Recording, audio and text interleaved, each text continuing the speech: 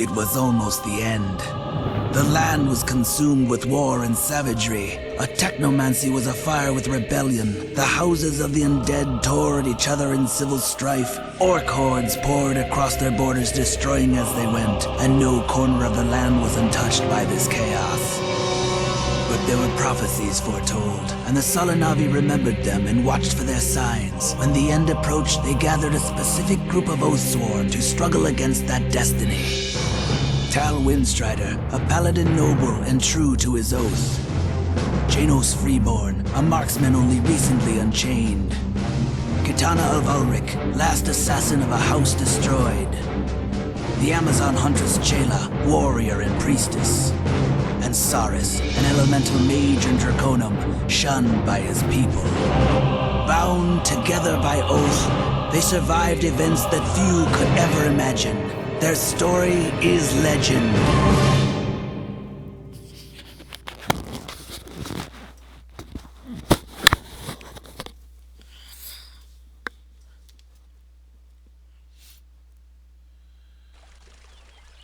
Hello everybody, and welcome to what's going to be hopefully complete playthrough of the action RPG game Mage Knight Apocalypse. I'm excited to be doing this because ever since I first came across the game in the Big Lots many years ago, I've been wanting to play it. Though at the time when I first acquired it, it wouldn't even install on my current computer, or my former current computer at that time. But I did manage to pick up another copy. It installed just fine on my current now computer, and I was actually able to get it running, which makes me excited because previous times when I attempted, it would either, like I said, not install like the first time, or it would crash, or you would never be able to see the cursor here. But for the most part, everything is working just fine. The only problem is the fact that on the main screen, once you're in game, you cannot see the character portrait. And as far as I know, there's no way to fix that. But you know, all things considering, that is such a small issue that I'm not really gonna worry about it. Anyway, since multiplayer is not doable, I'm gonna go ahead and go to single player, new game, and we're at the select your hero screen. So let's see what they say. This one, Kitana of Ulrich. Kitana is a vampire and is in exile from her people and nation, the Necropolis. Kitana's family belonged to the House of Ulrich, which was destroyed during the savage civil war against another vampiric house, the House of Vlad. Kitana happened to be far away when the house was defeated and thus was spared the horrific curse laid upon the surviving family and friends. Now alone and without resources, Kitana finds herself a day-walking vampire in a land which has no love for the undead.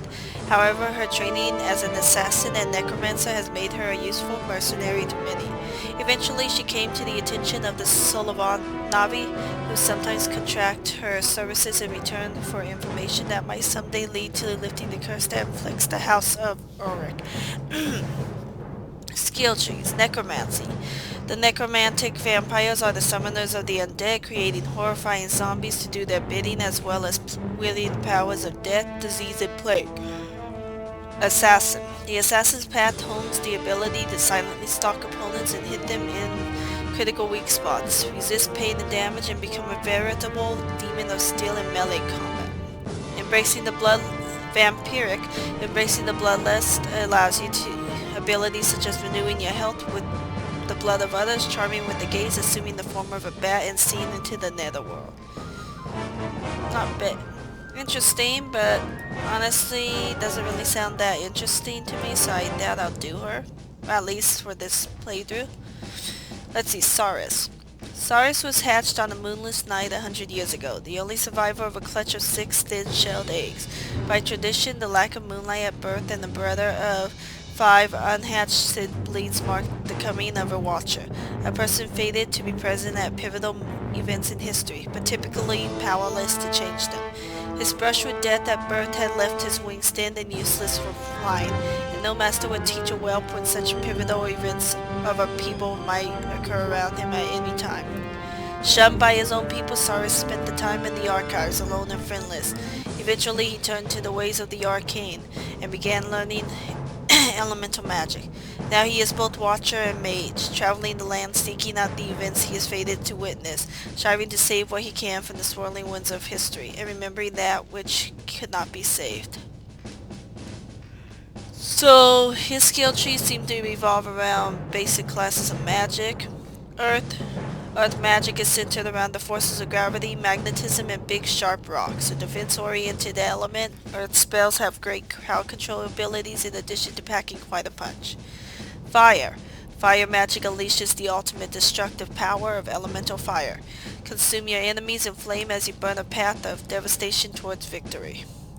Storm. The storm tree harnesses the elemental power of wind and water. Electrocute your enemies with lightning bolts, rip them to pieces with hurricanes and tornadoes, or encase them in a tomb of ice. The forces of nature are yours to command. Again, somewhat interesting. But again, I'm honestly not quite a mage player. I don't really like playing mages. I know other people love doing so, but just not my thing. Tal Windstrider. Tal is a minor noble in one of the ruling families of the Relation Council, the governing body of the High Elven people. Thus he was trained in the ways of the Paladin to serve and protect the Council. Now he acts as a sort of troubleshooter for the Council, investigating hotspots and rumors and advising the Council on actions they might take to fulfill their long-term plans. But the more that Tal sees of the land and its people, the more he realizes that the Council is dangerously isolated in its political views. He is continuously thrust into situations where he is forced to see the other side of the coin, and has begun to sympathize with the plights of the non-elvish folk in the land. Tal teeters now at the point of decision where he must soon decide whether it is best to be unquestionably loyal to the Council, or to do what he believes is right and good for all the people of the land. For Paladin, the choice between what is good and what is loyal is like deciding whether to forever give up either food or water. He does not shirk the decision, but he has not yet made up his mind which path he will follow. So he seems to be a basic soldier class, I guess is the best way to put it. And his skill tree is martial. These skills focus on channeling holy power into the art of close-up combat, granting the ability to bless weapons and armor as well as perform formidable attacks like Hammer of the Gods and Holy Shockwave. Holy. The magics in this area focus on support and protection for himself and his allies. From healing to resurrection, consecration to prayer, these abilities make the entire group stronger. Aerial. Focusing holy magics on archery allows the calling of lightning from the sky, the creation of divine moments of focus, and the detonation of explosive holy light to vanquish the enemies of Rivenham. Rivenham? Yeah, I think I said it right.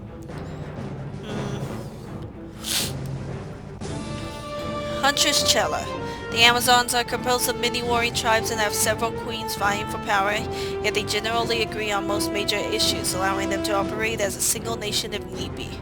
Recently, the Amazons allied themselves with the Black Powder rebels, giving the rebellion access to the vast black powder deposits in the volcanic mountains within the lands ruled by the 100 Villages.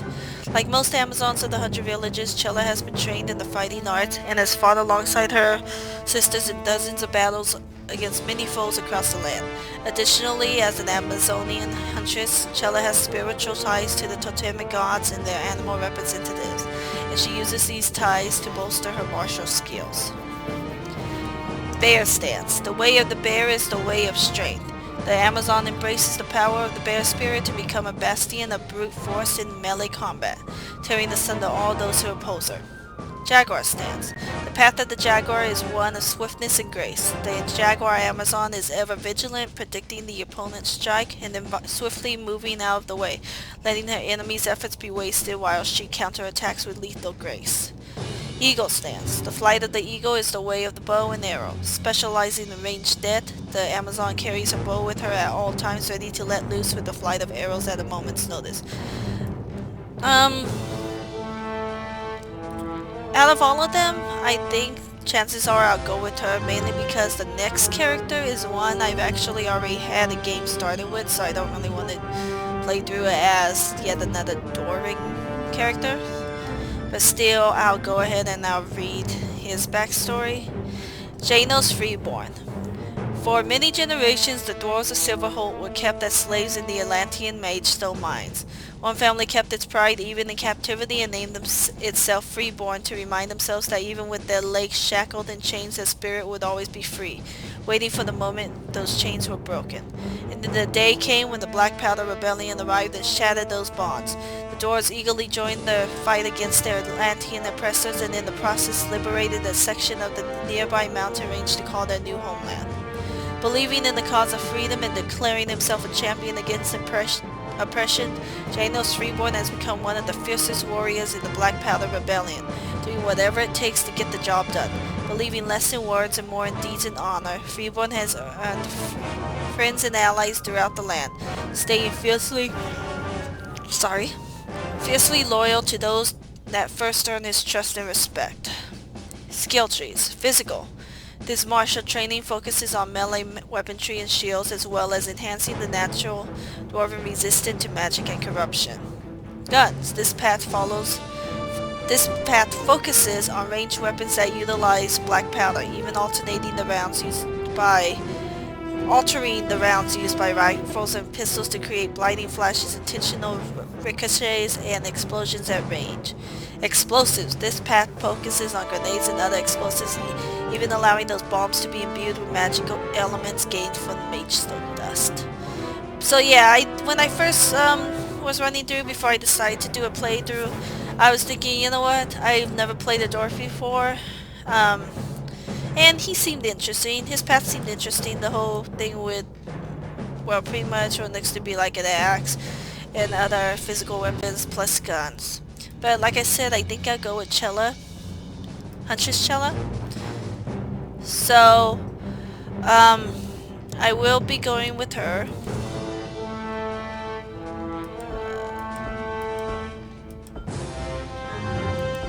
Okay, make that house like black. These faces are all kind of creepy. I'll keep stick with the basic one.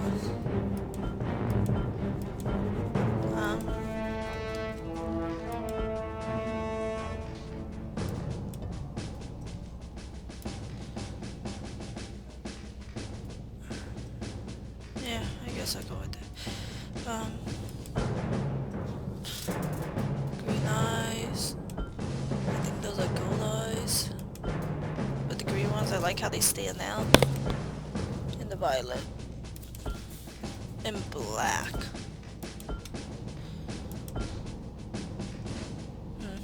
Okay. So, this is who I'm gonna go with. So I think this will be all for this video, just for the fact that it took me longer than expected to go through and read all of the background stories behind each of the characters. So next video will contain actual playthrough. I would probably just have it be the tutorial. Other than that, it should most likely be, or probably by the time you're watching this, I'll either be uploading that other video or it'll already be uploaded. Either way, I'll see you next time.